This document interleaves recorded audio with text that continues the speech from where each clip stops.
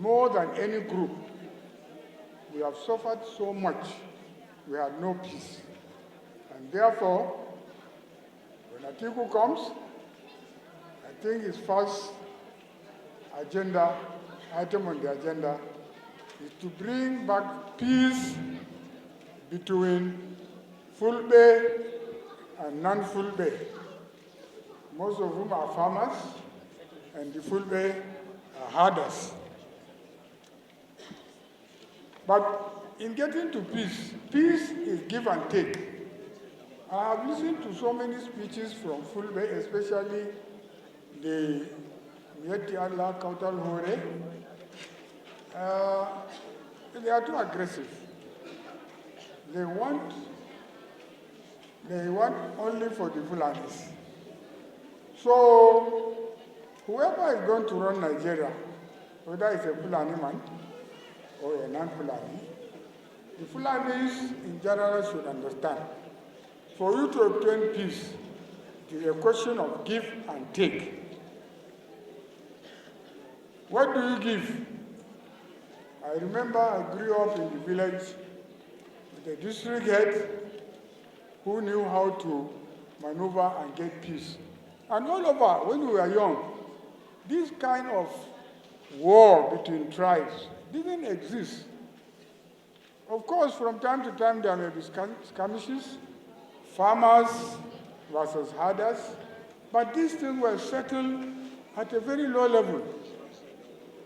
At the Dagachi level, at the district head level, it doesn't even go to Alkali's court, because the basis of wealth in the places we grew up was cattle.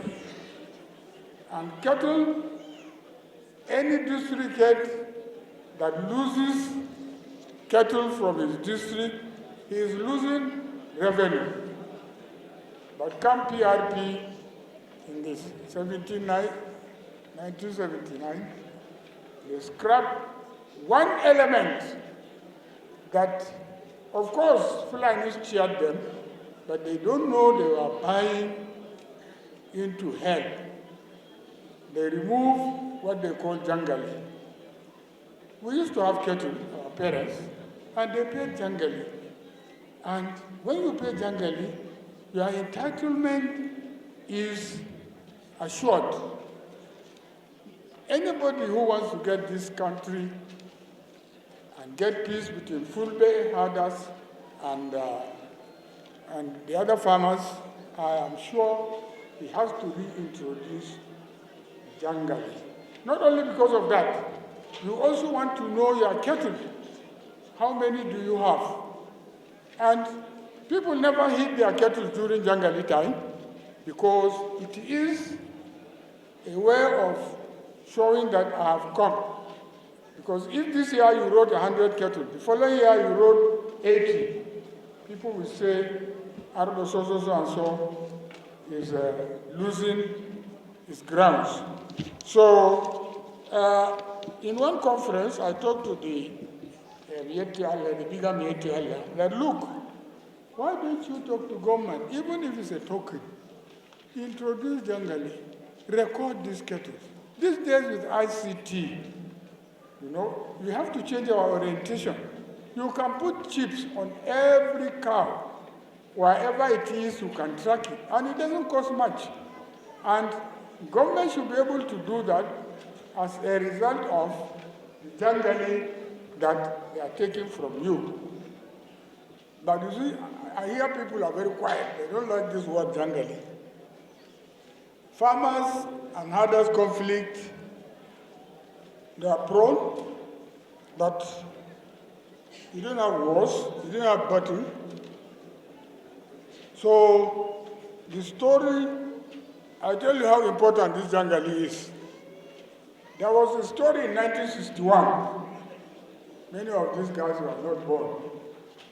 1961 was the year when there was a plebiscite between Nigeria and Cameroon to take the northern Cameroon and the southern Cameroon, either to Cameroon or back to Nigeria. The people of Dikwa voted to come back to Nigeria. And if you check in the Premier's office, that year they increased Jangali from 1 shilling 6 pence. People don't know this these days. And the Emir had to protest, wrote a letter to the Premier. We have told lies to our people. Now when we come back to Nigeria, we will enjoy. And therefore, now you are increasing this Jangali. So what happened next?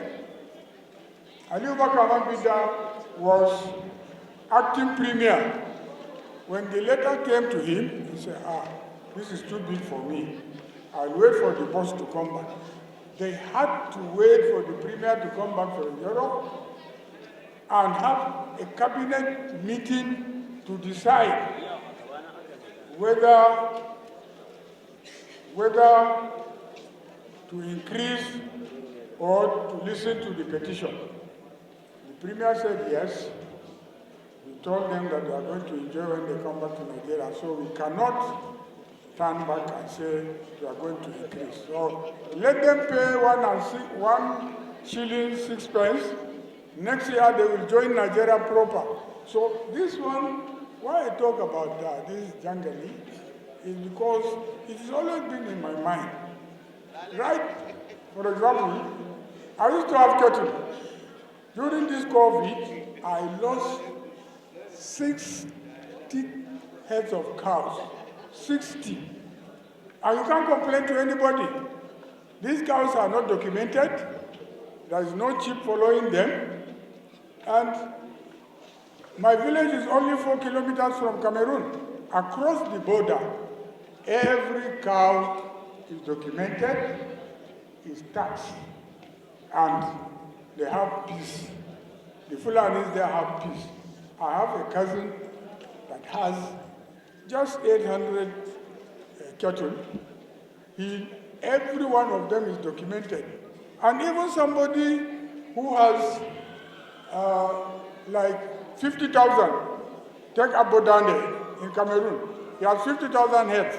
All these are documented, and this is the era when the Fulanis have to move forward.